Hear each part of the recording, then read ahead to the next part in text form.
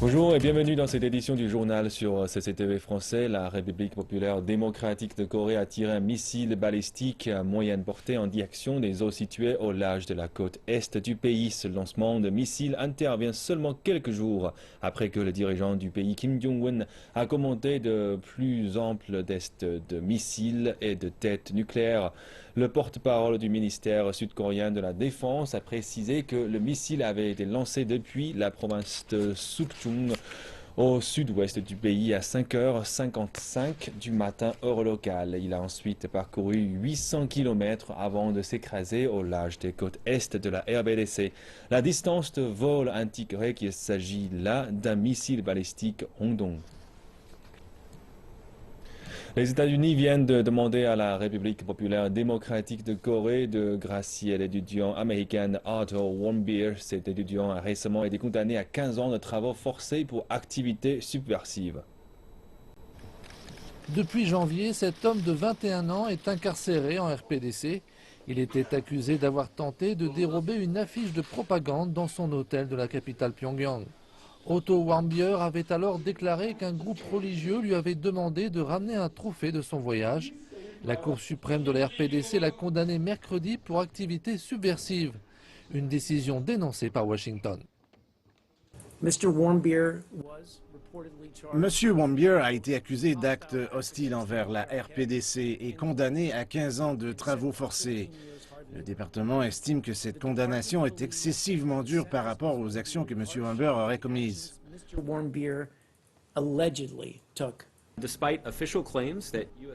À l'heure actuelle, et malgré les discours officiels affirmant que les arrestations de citoyens américains en Corée du Nord ne sont pas destinées à des fins politiques, il est de plus en plus clair que le gouvernement nord-coréen utilise ses citoyens américains comme des pions avec des motivations purement politiques. Les dirigeants européens ont communément formulé une proposition de solution à la crise des réfugiés adressée au Premier ministre turc. Les 28 pays ont envoyé des représentants qui ont travaillé toute la journée sur cet accord. Il prévoit que la Turquie accueille tous les migrants de Grèce afin d'alléger l'afflux inédit de 1,2 million de personnes qui sont arrivées notamment de Syrie depuis l'année 2015. La contrepartie est de taille. Si la Turquie l'accepte, ses citoyens pourront voyager sans visa au sein de l'Union européenne. La candidature du pays à l'entrée dans l'UE sera favorisée et le pays recevra plusieurs milliards d'euros de soutien financier. Cette offre sera présentée au Premier ministre turc devant le Conseil européen. Les dirigeants européens se sont montrés prudents quant à l'acception de la Turquie. L'envoyé spécial de l'ONU pour la Syrie, Staffan de Mistura, a organisé une réunion avec le Haut Comité de négociation de l'opposition, une rencontre qualifiée de productive par le diplomate. À mon avis, nous avons eu une rencontre intense et très productive avec le Haut Comité de négociation. Ils vont venir après moi et feront leurs propres déclarations. C'était très complet. Des documents sur la transition politique ont d'ailleurs circulé. Staffan de Mistura conduit des pourparlers indirects entre le Haut Comité de négociation et les représentants du gouvernement syrien. Les négociations qui entraient jeudi dans leur 4e jour se poursuivent ce vendredi. Tout en qualifiant la rencontre de productive, l'envoyé spécial a reconnu qu'il subsistait de grandes différences de point de vue de part et d'autre. Il a précisé que les deux parties recherchaient des zones de discussion communes et tentaient d'identifier les zones d'ombre. Jusqu'à maintenant, les négociations se sont surtout déroulées de façon informelle et chacun souhaite qu'elles soient approfondies. S'exprimant à la suite de la réunion avec Staffan de Mistura, l'opposition syrienne a fait savoir qu'elle était disposée à progresser dans le cadre d'un plan de 6 mois de l'ONU pour une transition politique. Basma Kodmani, membre du Haut Comité de négociation, a déclaré qu'un projet détaillé portant sur la transition politique avait été présenté à l'envoyé spécial de l'ONU. L'opposition se dit d'ailleurs désireuse d'éviter tout processus qui ne pourrait aboutir. Un autre membre a également évoqué la déclaration des Kurdes syriens portant sur un système fédéral, une décision qu'il a qualifiée, je cite, d'illégitime et d'inacceptable. Nous estimons que ces procédures sont illégales, inacceptables et nous les rejetons en bloc. En effet, le peuple syrien, fort de son libre arbitre, est le seul autorisé à décider des prochaines étapes de la future Syrie, de ses institutions et du type d'État que sera le pays, le peuple syrien et toutes ses composantes. Et on dirait que la communauté internationale le refuse. Même les Russes et les Américains ont exprimé leur rejet de cette étape. Le groupe État islamique recrute parmi les plus jeunes couches de la population et laisse leurs familles bouleversées face aux techniques élaborées d'endoctrinement du groupe terroriste. Elles assistent impuissantes à la transformation de leurs enfants qui s'en vont combattre en Irak ou en Syrie. Un homme politique jordanien qui a perdu son fils de cette façon s'est engagé dans une lutte sans merci contre le groupe terroriste. Mohamed Dalaïn avait pourtant un avenir prometteur. En troisième année de médecine, ce jeune homme dont le père était un député respecté au Parlement de Jordanie venait d'une famille influente du pays. Mais en juin dernier, Mohamed a abandonné ses études avant de rejoindre la Turquie et de couper tout contact avec sa famille. Le groupe État islamique attire les jeunes gens via les médias sociaux et les convainc qu'en se joignant à leur action, ils suivent le véritable chemin de l'islam et qu'ils iront au paradis. Ils leur font croire que la Syrie, l'Irak et la région pratiquent un islam dévoyé, qu'ils ne sont pas de vrais musulmans et que le groupe État islamique seul possède la vérité. En août dernier, Mohamed envoya un message final à son père via Facebook disant qu'il partait combattre et devenir un martyr. Un mois plus tard, son père reconnut son fils sur les médias du groupe terroriste. Il faisait partie de 3 kamikazes s'étant fait exploser lors d'une mission en Irak. Submergé par le deuil et convaincu que son fils avait été manipulé, il décida d'agir. Le groupe État islamique a annoncé que des milliers de Jordaniens avaient déjà rejoint ses rangs en Irak et en Syrie. Dalaïn s'est donné pour mission d'en ramener le plus possible. Utilisant les mêmes plateformes de médias sociaux que les terroristes, il s'adresse aux jeunes Jordaniens et à leurs familles. Il leur demande de ne pas rejoindre le groupe État islamique ou s'ils l'ont déjà fait, leur promet qu'il les aidera à en sortir. Je leur parle comme un père, je leur explique à quel point la mort de mon fils a meurtri notre famille. Je fais également appel à leur morale religieuse et leur explique que l'islam condamne le fait de trahir ou de blesser ses parents, que s'ils veulent être un bon musulman, ils ne peuvent trahir leur famille. Sa stratégie a porté ses fruits et il a ainsi sauvé de nombreuses vies, y compris celle d'une femme. Malgré les menaces de mort du groupe État islamique, la volonté de Mazen Dalaïn est inébranlable. Il explique qu'il le doit à la mémoire de son fils. Le ministère chinois des Affaires étrangères a déclaré que la Chine et l'Indonésie étaient visées par des attaques terroristes et que les deux pays travailleraient ensemble pour lutter contre cette menace. Le porte-parole du ministère, Lu Kang, a exprimé ses remarques en réponse à un récent rapport faisant état que les forces de sécurité indonésiennes avaient tué 2 terroristes originaires de la région autonome chinoise ouïghour du Xinjiang. Le porte-parole a déclaré avoir pris note de ces 2 morts et précisé qu'une enquête avait été ouverte. Nous avons pris note des rapports et sommes actuellement en train de vérifier et de chercher davantage d'informations. Je souhaite déclarer que la Chine et l'Indonésie sont toutes les 2 victimes du terrorisme et se trouvent sous la menace de nouveaux dangers liés au changement de la situation au niveau international et régional de la lutte contre le terrorisme. Le porte-parole du ministère chinois des Affaires étrangères a ajouté que Beijing souhaitait travailler avec l'Indonésie pour améliorer la coopération antiterroriste, afin de sauvegarder la sécurité et la stabilité dans la région. Il a également accusé le groupe terroriste du mouvement islamique du Turkestan oriental de commencer à s'infiltrer en Indonésie et de s'être lié aux autres groupes extrémistes présents dans l'archipel. Il a ajouté que cette présence était non seulement une menace pour la sécurité nationale chinoise, mais également un réel danger pour l'Indonésie et la région dans son ensemble. La Chine a restauré les relations diplomatiques au niveau des ambassadeurs avec la Gambie, pays d'Afrique de l'Ouest. Le ministre chinois des Affaires étrangères Wang Yi a rencontré son homologue gambienne Néner Maktoual Kaé à Beijing hier jeudi.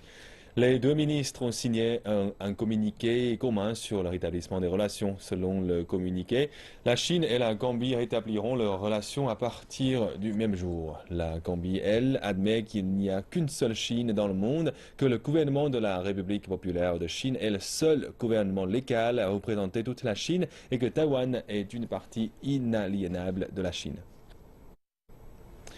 Les pays riverains du Mékong n'ont pas connu telle sécheresse depuis des décennies et cela affecte des dizaines de millions de personnes. La Chine a décidé de relâcher de l'eau pour aider à soulager la crise. Au Vietnam, le niveau de l'eau du Mékong a baissé à plus bas de 90 ans. Les autorités agricoles du pays ont déclaré que 50% des terres arables avaient souffert de la sécheresse et de salinisation. Des millions de personnes manquent d'eau pour leurs besoins quotidiens. 39 gouvernements provinciaux ont demandé du soutien au gouvernement central, tandis que 10 provinces ont annoncé un état d'urgence. En Thaïlande, près de 60% des terres souffrent de la période sèche. Les riziculteurs pourraient perdre des centaines de milliards de bahts thaïlandais. C'est la deuxième année consécutive qu'ils connaissent une telle situation. Chaleur et sécheresse, c'est aussi le climat que connaît la province du Yunnan dans le sud-ouest de la Chine. Malgré ses propres difficultés face à la sécheresse, la Chine a décidé d'offrir son aide. Du 15 mars au 10 avril, la Chine va libérer de l'eau de la station hydroélectrique de Jingrong vers les régions en aval pour une utilisation d'urgence. Cela bénéficiera au Cambodge, au Laos, au Myanmar, à la Thaïlande et au Vietnam. Nous espérons que cela aidera à y soulager la crise provoquée par la sécheresse. Le CAN a ajouté que le gouvernement ferait de son maximum pour venir en aide. L'Afrique du Sud a réfuté les allégations de la FIFA selon lesquelles le pays aurait payé 10 millions de dollars américains de pots de vin pour s'assurer de la victoire de sa candidature pour l'organisation de la Coupe du Monde 2010. Reportage. Nous maintenons notre position qui est que lorsque nous avons distribué l'argent à la diaspora et effectué un versement de 10 millions de dollars, ce n'était pas pour de la corruption. Cela a été fait au grand jour et non pas de manière cachée et c'est le premier point que nous tentons à clarifier. Le ministre sud-africain des Sports a expliqué que l'argent avait été à l'origine déboursé de manière légale pour le développement d'un programme pour la diaspora africaine dans les Caraïbes, mais que cet argent avait ensuite été utilisé de manière frauduleuse par d'autres personnes. Il a ajouté que la FIFA devrait retirer sa déclaration faite mercredi, alors que l'instance internationale cherche à récupérer des millions de dollars auprès de ses anciens dirigeants en les poursuivant en justice aux États-Unis. Merci de nous retrouver sur le plateau de CCTV français et on continue ce journal avec ma collègue Haïssa. Et Haïssa, donc quelle nouvelle est à la une des actualités chinoises aujourd'hui? On va débuter avec la bourse chinoise. Le lancement du nouveau marché pour les secteurs industriels stratégiques émergents a été remis en question dans un rapport de l'agence de presse Xinhua. Le rapport indique que le gouvernement a décidé de retirer le marché pour les secteurs industriels stratégiques émergents du 13e plan quinquennal.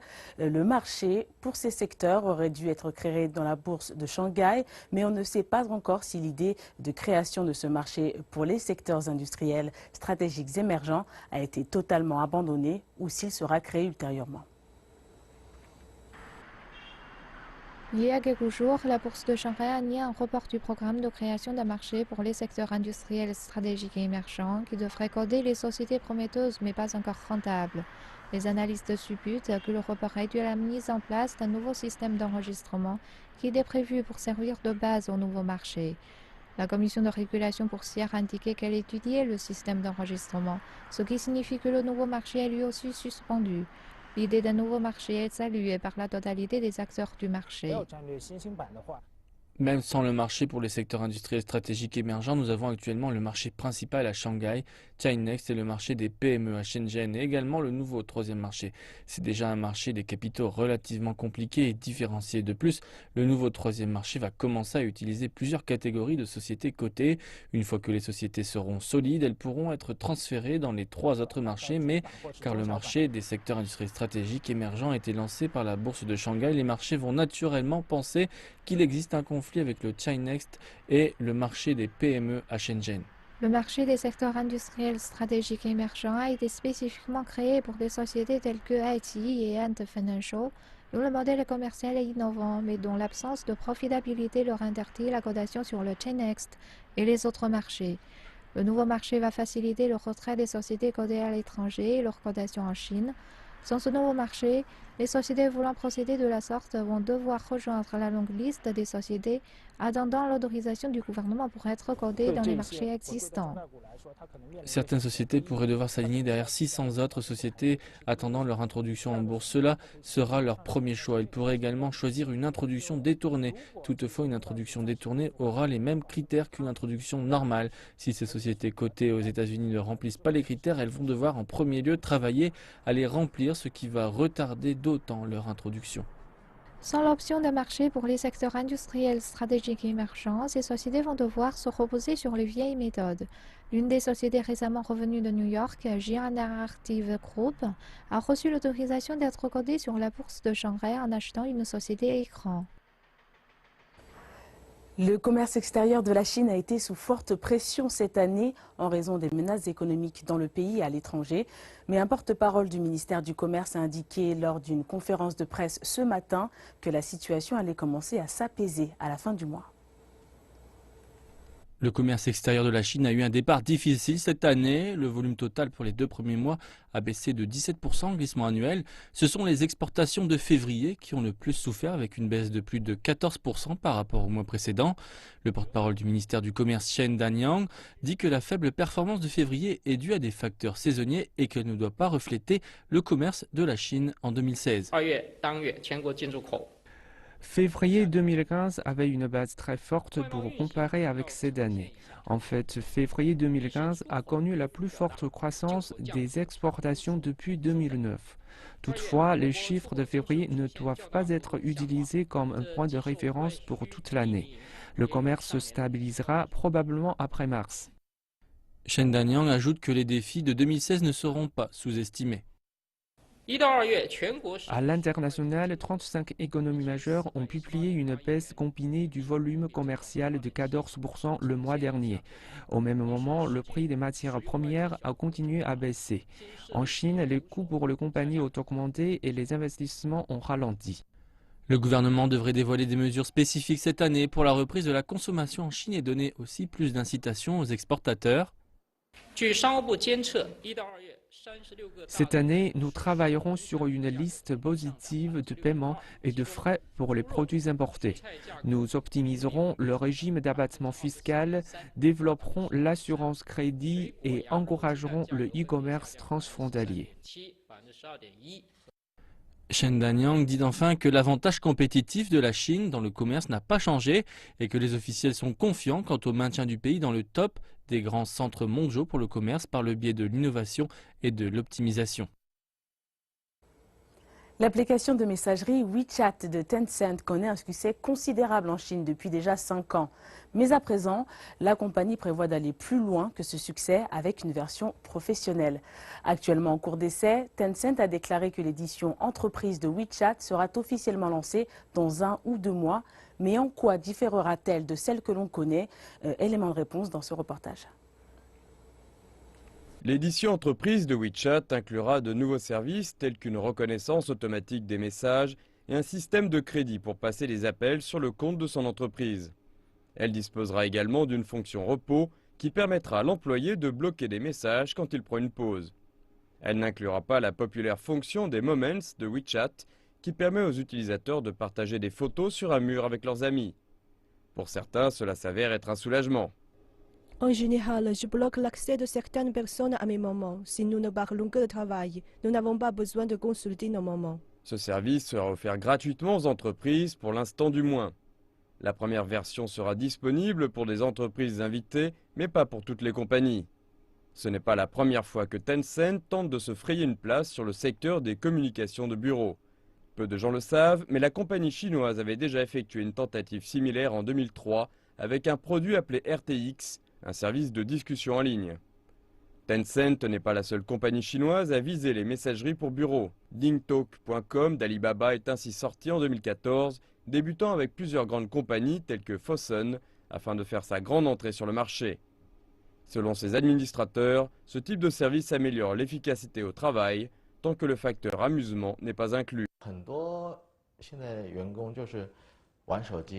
De nombreux employés jouent avec leur téléphone et consultent les moments.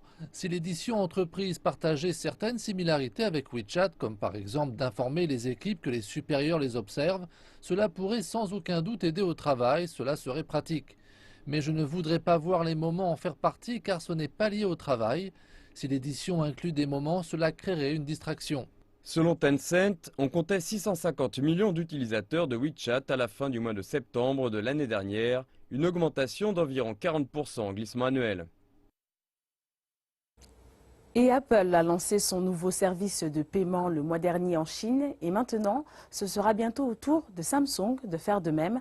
Le secteur est en effet en pleine croissance dans le pays. L'année dernière, 620 millions de personnes en Chine, soit 90% des utilisateurs d'Internet, ont utilisé un smartphone pour accéder au web. Et grâce au développement de ces services de paiement, comme l'arrivée de Samsung, comment l'arrivée de Samsung va-t-elle changer le portrait du marché en Chine? Reportage. Un nouveau joueur sur le marché. Le géant coréen va officiellement lancer Samsung Pay en Chine plus tard au mois de mars grâce à un partenariat avec la société chinoise UnionPay. Les utilisateurs vont bientôt pouvoir compléter des transactions en passant leur téléphone intelligent sous un lecteur électronique relié aux caisses enregistreuses. Depuis un mois, Apple Pay et Huawei ont fait leur entrée sur le marché de la partie continentale de la Chine. Des rumeurs laissent entendre que Xiaomi, ZTE et Lenovo travaillent à mettre sur pied leur propre système. Avec Alipay et WeChat Pay qui font déjà un tabac en Chine, l'annonce de l'arrivée du service de Samsung va encore resserrer la concurrence dans le monde des paiements mobiles, un secteur où la concurrence est déjà féroce. Avant, j'utilisais Apple Pay parce que je me sers beaucoup de mon iPhone. C'est plus pratique et c'est une mode aussi. Je suis un peu inquiet pour la sécurité, mais Apple, c'est un peu une façon de montrer qu'on suit les tendances. Les tendances de consommation m'influencent aussi, mais pour ce qui est de celle-là, je ne suis pas convaincue. WeChat et Alipay sont assez pratiques, alors un nouveau mode de paiement me semble superflu. Avec la présence des machines POS de UnionPay qui sont les plus répandues pour les paiements dans les magasins, certains croient que le partenariat avec Apple et Samsung mettra plus de pression sur Alipay et WeChat Pay que l'on ne retrouve pas souvent en magasin. UnionPay tente de conclure des ententes avec toutes les banques commerciales. Le marché des paiements en Chine a radicalement changé. Dans un contexte où le marché des paiements mobiles est dominé par les géants chinois Alibaba et Tencent, qui contrôlent ensemble plus de 80% des activités, les nouveaux joueurs comme Apple Pay et Samsung Pay devront surmonter plusieurs obstacles pour se tailler une place en Chine. Les enfants souffrant de problèmes de santé à long terme sont souvent dans l'obligation de renoncer à l'éducation traditionnelle pour pouvoir suivre leur traitement. Mais à l'hôpital des enfants de Shanghai, on est bien décidé à offrir à ces enfants une alternative. C'est dans cet objectif que l'établissement a transformé une partie de ses locaux en salle de classe. Quant à l'enseignement, il est assuré à tour de rôle par des enseignants d'une dizaine d'écoles. Les patients ne peuvent pas aller en classe, soit c'est l'école qui ira à leur rencontre. Cet après-midi, 8 patients de 5 à 8 ans assistent à un cours d'anglais, un programme baptisé B-Arc-en-Ciel. Chacun de ces élèves qui a choisi un prénom anglophone apprend la signification de celui-ci. Ils apprennent aussi des rudiments de mathématiques en jouant. Ces enfants n'ont d'autre choix que de rester à l'hôpital. Ils sont atteints de leucémie ou encore de maladies rénales. Pour beaucoup d'entre eux, les programmes télévisés et les tablettes électroniques sont les seules distractions possibles dans l'enceinte de l'hôpital. C'est très sympa que les professeurs jouent avec nous. Je me sens seule ici parce que je n'ai pas d'amis. C'est ennuyeux de rester dans ce service toute la journée. C'est étonnant de pouvoir aller à l'école ici. Chaque mardi après-midi, des enseignants bénévoles venus d'une dizaine d'écoles se relaient pour assurer des classes d'1 heure. Les cours sont prévus pour 3 groupes d'âge, les enfants en âge préscolaire, les élèves d'école primaire et les collégiens. À l'inverse des autres activités bénévoles, nous espérons que les enseignants puissent entièrement utiliser leurs connaissances professionnelles. D'abord, nous avons 4 classes, l'anglais, la lecture chinoise, les mathématiques et les arts. Tous les cours correspondent au programme scolaire. Nous souhaitons que les enfants puissent avoir une chance d'échanger avec d'autres personnes et apprendre plutôt que d'être isolés de la société. C'est en 2014 que l'idée du programme B-Arc-en-Ciel a germé. La mère d'une petite fille atteinte d'un cancer avait alors dit au président de l'hôpital que sa fille aurait voulu continuer sa scolarité tout en étant soignée. Pour les praticiens, les objectifs de ce programme ne s'arrêtent pas à l'aspect éducatif. On dit que l'état de santé influe sur la santé. Lorsqu'ils restent à l'hôpital, les enfants sont plus susceptibles d'être sujets à la solitude, à l'anxiété et à la dépression. Un meilleur état d'esprit aide le corps à améliorer son système immunitaire contre la maladie. Nous avons aussi constaté qu'en fait, retourner à l'école est un des vœux les plus exprimés par les enfants. Yu Guangzhou n'ajoute qu'à l'avenir, il veut élargir le programme à d'autres patients. Il déclare que médecins et infirmières font face à des ressources médicales limitées, ne leur permettant pas de passer plus de temps auprès des enfants. C'est pourquoi ici on espère qu'à l'avenir, une assistance plus conséquente pourra être obtenue auprès d'organisations éducatives et sociales. La province du Henan, dans le centre de la Chine, abrite les anciennes grottes de Longmen, un site classé au patrimoine culturel mondial. Aujourd'hui, pour la première fois en plus de 60 ans, les visiteurs peuvent approcher les statues dans l'une des grottes, le temple de Kanjing. Les grottes de Longmen sont une représentation incroyable de la culture bouddhiste et de l'art dans la Chine antique. Mais pendant 63 ans, les mesures de protection ne permettaient de voir les grottes que depuis l'extérieur. Les experts disent que le temple Kanjing, nouvellement ouvert, a été construit soit par des familles royales, soit par des moines avec des origines royales. Les 29 sculptures arhates sont les plus complètes et les mieux préservées de Chine. Elles ont au moins 1000 ans. Je ne peux imaginer que les sculptures ont été taillées de manière si belle quand je les ai vues de près. J'espère que d'autres grottes seront ouvertes au public, bien sûr avec des mesures de protection. La grotte a été équipée d'un verre protecteur, de caméras infrarouges et d'autres appareils pour contrôler l'eau, la température et l'humidité. Le nombre de visiteurs sera limité. L'objectif est de permettre au public de voir de près les objets anciens sans les endommager, et ce n'est pas tout. Nous avons fait un scan en 3 dimensions de toutes les statues dans plus de 2000 grottes. Donc nous pouvons produire un affichage numérique des images restaurées en 3D. Nous projetons d'afficher les images numériques pour que les visiteurs aient une meilleure expérience et compréhension des grottes de Longmen. Les chercheurs disent qu'avec l'ouverture de Kanjing, ils veulent que le public comprenne mieux la valeur des grottes et le besoin de protéger l'histoire culturelle. Ainsi s'achève ce volet dédié à la Chine. Nous retrouvons notre présentateur principal pour la fin de cette édition. Merci Aïssa. Et voilà, c'est la fin de cette édition du journal. Merci à vous tous de votre fidélité. Excellente suite de programme sur CCTV français.